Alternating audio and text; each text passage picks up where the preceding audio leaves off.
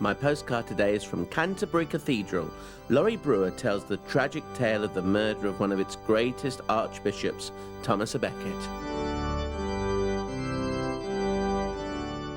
Well, one of the cathedral's greatest names associated is Thomas à Becket. Yes, of course. Thomas Becket, of course, was responsible really for the wealth of this place. It's due to him that pilgrims came over many centuries with their wealth and came here to pray around his tomb, because he was, of course, famous for his miracles. It was the 29th of December. And there'd been a few candles, and Becket was ushered in here by his monks. Now, Becket was 6'4". He was no wimp.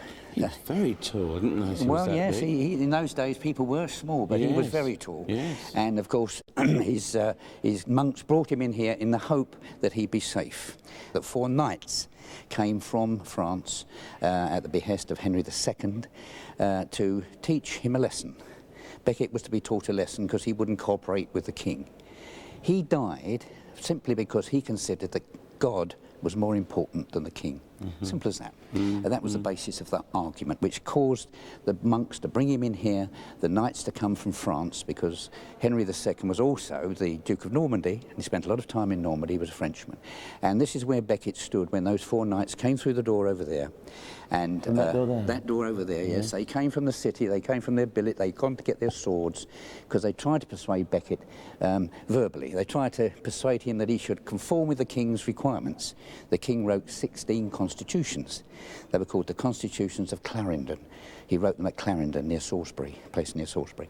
But Becket tore them up. This was another part of the argument. So they came in here. When the knights came in, the monks disappeared. They ran to all the dark corners except one man, and his name was Edward Grimm. He stayed with Becket, and this is where the evil deed was done. Becket, in fact, they tried to drag him out because they were frightened. The monks thought, we're in a holy place. We can't punish a man in here. And they tried to drag him out, but as I said, Becket was a big man. And he knelt down. There would have been a chapel here, a small chapel, and prayed with his monk. And in the anger of the moment, Fitzurse, who was the leader of the knights, brought down his sword and cut off the top of his head.